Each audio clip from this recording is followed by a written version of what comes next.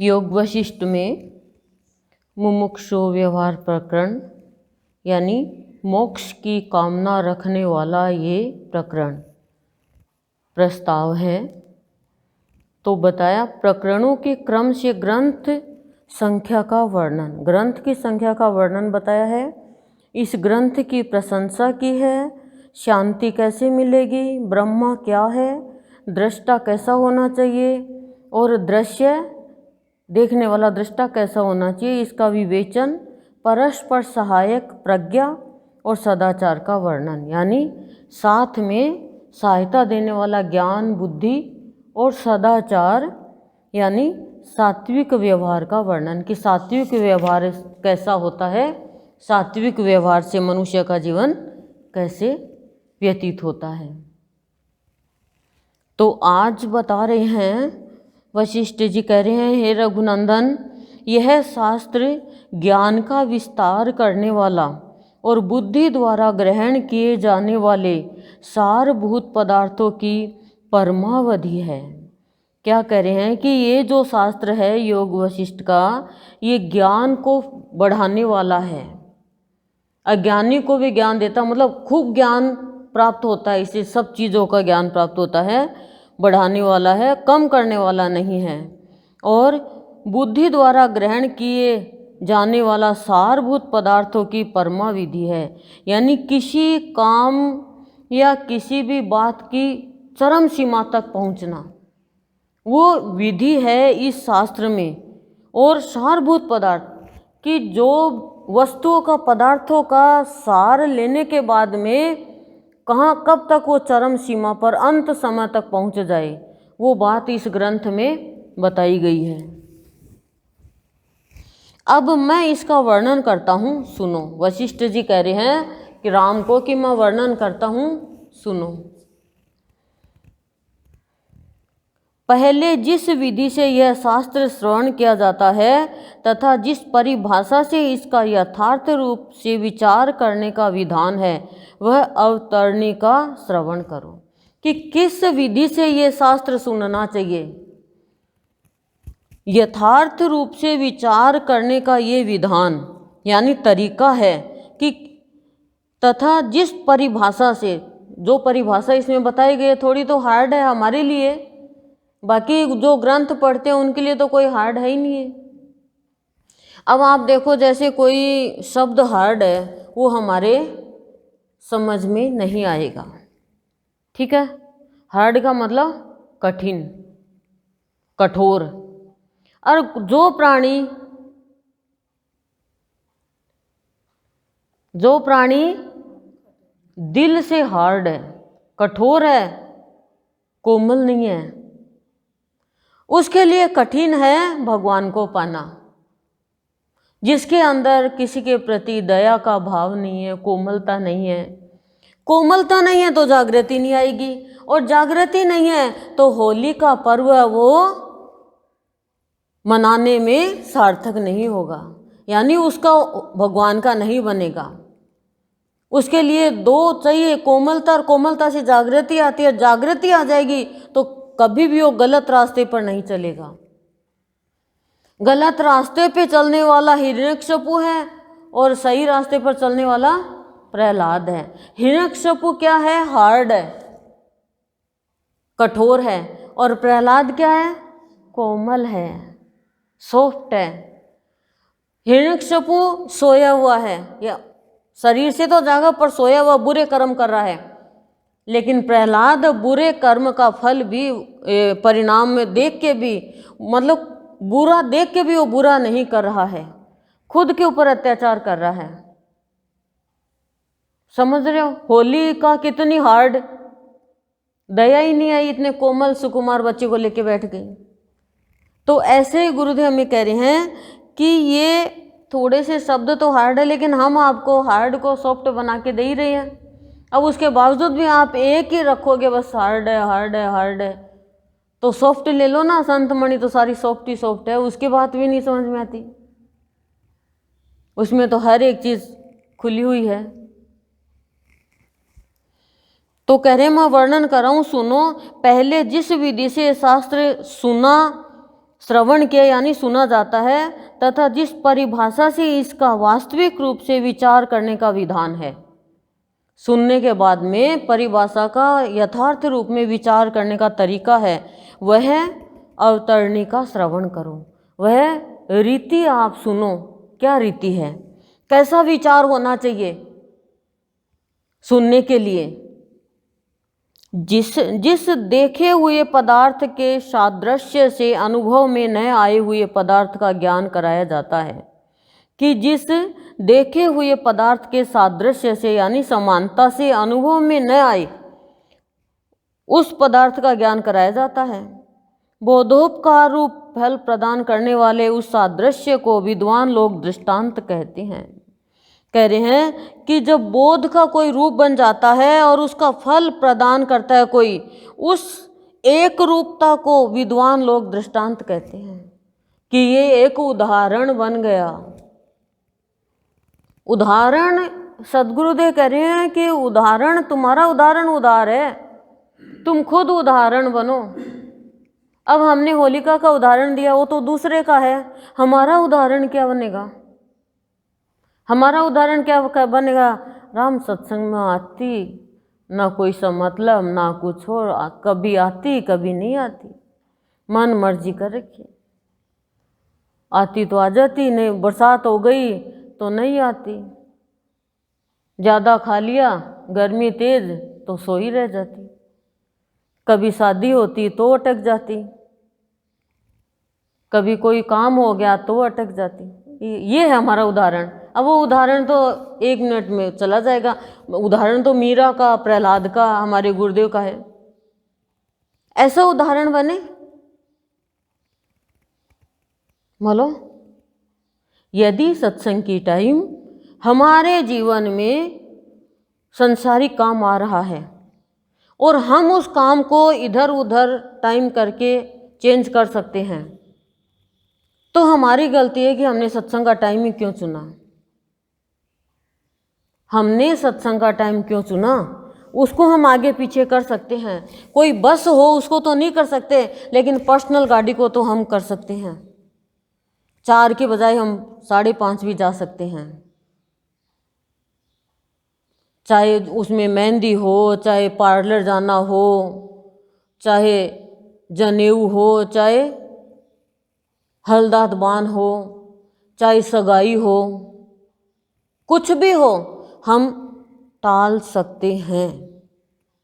यदि हम सत्संग को लेकर समझौता करते हैं तो फिर हमारे ऊपर प्रभाव तो पड़ा तो है, पर हम किसी को कहने लायक नहीं रहेंगे कि आप उस टाइम सत्संग में आओ। वो ये कहेंगे तुमने भी तो वही टाइम रखा। बोलो 10 में से 10।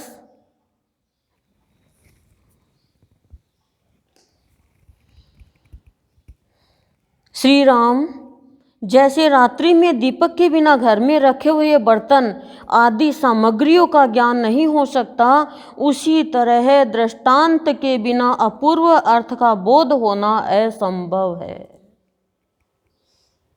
दृष्टांत दे दिया ना, क्या दिया? हे राम, रात्रि में दीपक के बिना घर में रखे हुए बर्तन आदि सामग्रियों का ज्ञान नहीं हो सकता। अब वो उस समय का ये योग वशिष्ठ लिखे हुए तो तब तो दीपक ही थे, अब तो बिजली आ गई। पहले तो दीपक थे, दीपक जला के ही रोशनी करते। तो कह रहे हैं दीपक के बिना कोई भी पदार्थ का ज्ञान नहीं होता है कि इस पात्र में कौन सा पदार्थ है, दूध है, दही है, छाछ है, खीर है। 4 पड़े हैं, चारों का नहीं पता, लेकिन प्रकाश है तो दिख जाएगा। उसी तरह दृष्टांत के बिना अपूर्व अर्थ का बोध होना असंभव है।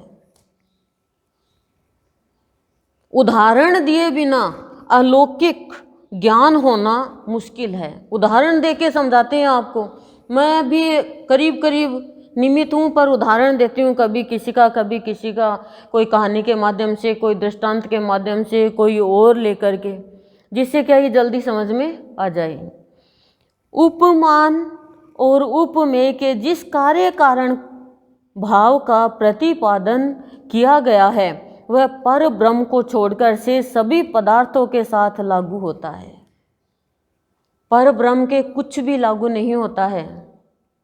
क्यों? क्योंकि जो सबसे ऊपर चला गया वो तो सबसे निर्लिप्त हो गया। आत्मा के कोई कुछ लागू नहीं होता है। जो होता है शरीर के लागू होता है। सावड़ है, सुतिक है, दर्द है, दुख है, सुख है, चिंता है, परेशानी है, जन्म मरण है, सब शरीर का होता है, आत्मा का नहीं होता है। लेकिन वहाँ तक पहुँचने के लिए हमें सचेत रहना पड़ता है कि मेरे जो ये शरीर आत्मा ने धारण कर रखा है, इससे इतना सा भी नुकसान नहीं हो जाए किसी का और मेरा खुद का। और सबसे बड़ा नुकसान क्या है मनुष्य का? सबसे बड़ा नुकसान है कि वो सत्संग में नहीं आता है। सत्संग में आने पर ही उसका नुकसान भरपाई हो जाता है, लाभ की प्राप्ति होती है। सब संतों ने सत्संग का महत्व बताया है। 10,000 वर्ष की तपस्या और 1 घड़ी का सत्संग बराबर है, बराबर है कि नहीं? उपमान यानी समानता, और उपमेय यानी उपमा ही नहीं दी जा सकती, प्रशंसा ही नहीं की जा सकती उसके गुणों की।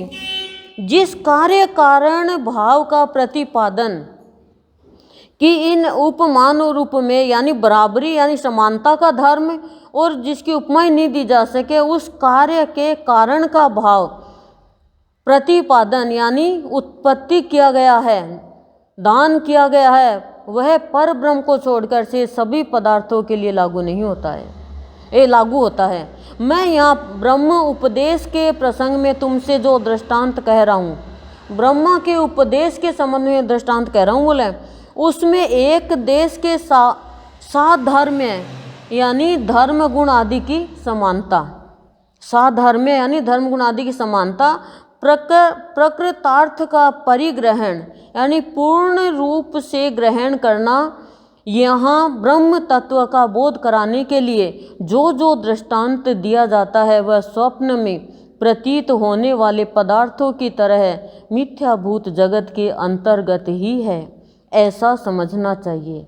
क्या कह रहे हैं कि ब्रह्म तत्व का बोध कराने के लिए राम को वशिष्ठ जी ब्रह्म ज्ञान करवा रहे हैं कि ब्रह्म तत्व है क्या, जो अमर है। तो करें उस तत्व को बोध कराने के लिए जो जो दृष्टांत दिया है वह स्वप्न में प्रतीत होने वाले पदार्थों की तरह मिथ्याभूत जगत के अंतर्गत ही है, ऐसा समझना चाहिए। कि ऐसा समझना चाहिए कि स्वप्न में जो हमें प्रतीत होता है, ज्ञान होता है कि पदार्थों की तरह ये तो झूठे हैं, जगत के अंतर्गत है, ये सब इस जगत के अंतर्गत ही आ जाते हैं जो उदाहरण दिए गए हैं, ऐसा समझना चाहिए। उत्पत्ति के पूर्व और विनाश के उत्तर काल में जैसे यह जगत अभावग्रस्त था, उसी तरह वर्तमान काल में भी विचार करने पर अवस्तुभूत ही है कि यह जगत है, ये तुच्छ वस्तुओं के कारण ही है। अतः मिथ्यात्व के कारण जागृत और स्वप्न इन दोनों की समानता है। मिथ्यात्व के कारण यानी झूठे तत्व के कारण जागना और सोना मनुष्य के लिए बराबर है, लेकिन जैसे ही सत्य तत्व का, ब्रह्म तत्व का ज्ञान हो जाएगा तब उसे पता चलेगा कि जागृत अवस्था क्या है और सुषुप्ति अवस्था क्या है और स्वप्न अवस्था क्या है। 3 अवस्था होती है मनुष्य की, उसके बाद तुरीय अवस्था, चौथी अवस्था मिलती है।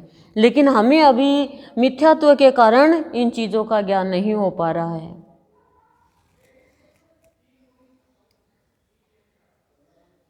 यह प्रसिद्ध बात बालकों तक की समझ में आ सकती है। मोक्ष साधनों के निर्माता ग्रंथकर्ता महर्षि वाल्मीकि ने दूसरे भी जिन ग्रंथों की रचना की है उनमें भी ज्ञातव्य वस्तु का ज्ञान कराने के लिए केवल यही व्यवस्था रखी है कि दृष्टांतों के जिस अंश में समता संभव हो उसी अंश के साथ समता रखी जाए। कि दृष्टांत में जिस अंश के साथ समता संभव हो, समानता संभव हो, उसी में समानता रखनी चाहिए। ये नहीं है बात कुछ और है, दृश्य कुछ और चल रहा है, दृष्टांत कोई और ही दे दिया, ऐसे दृष्टांत कह रहे हैं, दृष्टांतों के जिस अंश में समता संभव हो उसी अंश के साथ समता रखी जाए, क्योंकि यह जगत स्वप्न, संकल्प और ध्यान से कल्पित नगर के समान मिथ्या है। कि ये जगत है वो स्वप्न के जैसे है। स्वप्न क्या होता है? स्वप्न आता है, हम एक नगर में है, मेले में गए हुए हैं, पुरानी सहेलियां मिल रही है, कोई हमें सोना दे रहा है, या कोई हम खेत में घूम रहे हैं, कोई पहाड़ पे जा रहे हैं और खुले आंख वहीं चारपाई पे। तो ये तो मिथ्यात्व है बोले जगत। तो सत्य बात क्या है इसमें, ये चीज जानो। जो परिवर्तनशील है वो मिथ्या है, जो परिवर्तन नहीं होता है वो सत्य है। अब हमारा शरीर है ये सत्य है, लेकिन ये है से था हो जाएगा कुछ समय बाद, लेकिन आत्मा है, था और रहेगा। आत्मा का कोई जला नहीं सकता है। आत्मा को कृष्ण भगवान ने गीता में कहा, आत्मा को कोई जला नहीं सकता, काट नहीं सकता, डुबा नहीं सकता। आत्मा अजर है, अमर है, अविनाशी है। वहाँ तक के पहुँचने के लिए हमें पहले मुमुक्षु बनना पड़ेगा कि मुझे मोक्ष कैसे मिलेगा इस जीवन से। ये हमारे अंदर जिज्ञासा होनी चाहिए। और मोक्ष मिलने में कोई टाइम नहीं लगता है। जैसे लड़की की शादी होती है, फेरे हुए नहीं और चलो जी शादीशुदा, अब वो चली गई उस घर से, विदा हो गई ना विदा। ऐसे ही अज्ञान विदा हो जाता है। बस जिज्ञासा चाहिए, प्राप्ति के लिए लगन चाहिए। मान लो किसी के शुगर की बीमारी है, ठीक है, और वो उसको पता नहीं शुगर की बीमारी है क्या, वो दबा के मिठाई खा रहा है, लेकिन उसके अंदर में तबीयत थोड़ी ठीक नहीं है, जी घबरा रहा है, थोड़ा पता नहीं क्या होता है शुगर वाले के, कुछ होता है, सिर में दर्द होता है, जो भी है, और डॉक्टर ने चेक किया, अरे शुगर है, लेकिन उसके रिपोर्ट नहीं आई है। अब वो कह रहा मुझे तो काजू की कतली बहुत अच्छी लगती है, तो काजू की कतली थाली में आ रही है उसके पास, इतने में रिपोर्ट आती है, अरे तेरे शुगर है, शुगर है, शुगर है। छुटकारा मिल गया। अब वो काजू की कतली जो अच्छी लगती थी उससे घृणा हो गई कि मेरी तो बीमारी है। ऐसे ही जब हमें पता चलेगा कि ये संसार तो विषय भोगों का नगर है, यहाँ तो मुझे कुछ समय के लिए रहना है, यहाँ पे कोई किसी का नहीं है, ये तो खाली विषय भोग है, मेरा जो विषय है वो तो आत्मा है, मेरा सद्गुरु है, बाकी तो ये नश्वर है, यहाँ तो मुझे बस कुछ समय के लिए रहना है। हम होटल में, गेस्ट रूम में, 5 स्टार होटल में कुछ समय के लिए जाते हैं, रुपए भी देते हैं, वहाँ पे बहुत अच्छी व्यवस्था है, बेड बहुत अच्छा है, एसी लगा हुआ है, पानी की सारी व्यवस्था है, बटन दबाई, चाय आ गई, कॉफ़ी आ गई, खाना आ गया, लेकिन हमें तो जाना है वहाँ से कुछ समय के लिए और पेमेंट भी करेंगे, तो यहाँ पर भी पेमेंट करके जाना पड़ेगा। अब पेमेंट नहीं करोगे तो वापस आना पड़ेगा, फिर पेमेंट नहीं करोगे तो सत्संग करना, पेमेंट करना है भगवान को, मैंने सत्संग कर लिया, अब मुझे मुक्ति चाहिए। कहने की जरूरत ही नहीं है, मुक्ति चाहिए। जैसे दवाई ली और सिर दर्द ठीक हो गया, मुक्ति मिल गई, मिली ना मुक्ति दवाई लेते ही। ऐसे ही गुरुदेव कह रहे हैं ज्ञान हुआ नहीं और अज्ञान से मुक्ति, नींद आई नहीं और सब बातों से मुक्ति। मोबाइल पकड़ रखा है, गिर गया, बात करें बात करना बंद नींद आते ही, किताब, टीवी देख रही है, टीवी चल रहा है, मोबाइल में रिकॉर्डिंग सुन रहे हो, रिकॉर्डिंग चल रही है पूरी, पर हम नहीं सुन पाएंगे, क्यों? नींद आ गई। ऐसे ही गुरुदेव कह रहे हैं हमारी सुप्त अवस्था है, सोए हुए हैं भगवान की बातों की तरफ से, तो सब छूट गया और उन चीजों को अपना मान लिया जो हमारे अपने नहीं है। तो कह रहे हैं जगत स्वप्न, संकल्प और ध्यान से कल्पित नगर के समान मिथ्या है। इसी कारण यहाँ वे ही दृष्टांत दिए गए हैं, दूसरे नहीं। कह रहे हैं इसलिए मैंने ये संसार से जुड़े दृष्टांत दिए हैं। ज्ञान प्राप्ति के लिए कारण रहित ब्रह्मा में जो कारणता की उपमा दी जाती है, वहाँ उपमा प्रयुक्त पदार्थों के साथ सर्वाश्व में सात धर्म में संभव नहीं हो सकता। अतः विवाद रहित बुद्धिमान पुरुष को ज्ञान प्राप्ति के लिए उपमान से उपमेय का एक अंश ही सात धर्म में स्वीकार करना चाहिए। क्या कह रहे हैं? विवाद रहित बुद्धिमान पुरुष, कि बुद्धिमान पुरुष है वो कभी भी विवाद नहीं करता। ज्ञान प्राप्ति के लिए उसे क्या करना है? समान धर्म और कोई भी तुलना नहीं करनी है, एक अंश में ही सात धर्म में स्वीकार करना है। एक ही अंश में एक रूप होकर समान धर्म का भाव लेकर ज्ञान प्राप्ति के लिए सात धर्म में स्वीकार करना है। यानी धर्म गुण आदि है उनमें समानता समान करनी है। ये नहीं है मेरा धर्म बड़ा है, इसका धर्म छोटा है, इसमें गुण है, इसमें गुण नहीं है। एक अंश में भी पदार्थों के अवलोकन में दीपक के प्रकाश मात्र के अतिरिक्त उसके पात्र, तेल और बत्ती आदि किसी का भी उपयोग नहीं होता। कि पदार्थों के अवलोकन में, पदार्थों के दर्शन में दीपक के प्रकाश मात्र के अतिरिक्त, दीपक के प्रकाश के अलावा पात्र, तेल और बत्ती आदि का किसी का भी उपयोग नहीं होता। सिर्फ प्रकाश चाहिए, प्रकाश चाहिए। दीप बत्ती जल रही है, दीपक में प्रकाश चाहिए। ये नहीं है कि खाली दीपक का ही प्रयोग है, क्या प्रकाश की जरूरत है? बत्ती है, दीपक है, प्रकाश नहीं है तो कोई काम का नहीं है। केवल एक देश के सादृश्य से बराबर उसी तरह की उपमा, मतलब तुलना नहीं, तुलना करके ज्ञान करा देता है। जैसे मणिदीप ईव, यानी इस दृष्टांत में उपमान दीपक केवल प्रकाश से उपमेय मणि का बोधक होता है।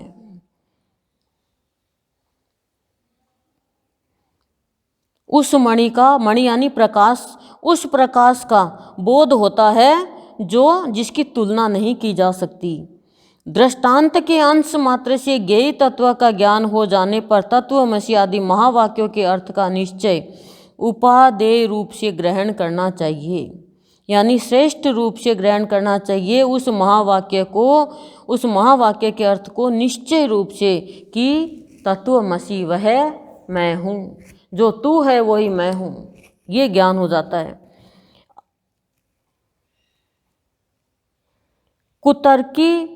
कुतार्किकता का आश्रय लेकर, यानी जो निंदा करने वाले है, बकवादी है, उनका आश्रय लेकर अनुभव के जो विरुद्ध है, अपवित्र है, विकल्पों द्वारा यानी भ्रांतियों द्वारा प्रबुद्धता का यानी वास्तविक ज्ञान का नाश नहीं करना चाहिए। वास्तविक ज्ञान का नाश किससे होता है? जो खाली बकवादी है, यानी व्यर्थ की बातें करते हैं, और जो उनका ही आश्रय ले रखा है, खाली बात करते हैं व्यर्थ की, ज्ञान नहीं करा सकते, और जिनको किसी का भी अनुभव नहीं हुआ है, परमात्मा का अनुभव नहीं हुआ है, सत्य का अनुभव नहीं हुआ है, और सनातन सुख का अनुभव नहीं हुआ है, ईश्वर का अनुभव नहीं हुआ है, और अपवित्र है। यानी अपवित्र किससे होता है? काम, क्रोध, मोह, मद, लोभ से। और जो खाली भ्रांतियों में हमें डालते हैं कि ऐसा नहीं करेंगे तो ऐसा हो जाएगा, ये नहीं करेंगे तो वो हो जाएगा, बोले ऐसों का संग करके हमें अपने वास्तविक ज्ञान का नाश नहीं करना है। ऐसों का संग करके हमारे वास्तविक ज्ञान का नाश हो जाता है और हम भ्रम में पड़े रह जाते हैं। और ये हम सब का अनुभव भी है। ये तो भ्रम में पड़े हुए थे, वास्तविक ज्ञान का नाश हो गया। जैसे करवा चौथ का व्रत आया, वास्तविक ज्ञान तो था ही नहीं, वो चांद तो सच्ची में था ही नहीं, वो तो छलनी लेके दीपक दिखा रहे थे, तो दृष्टि भ्रम था ना, वास्तविक चांद तो आया ही नहीं था।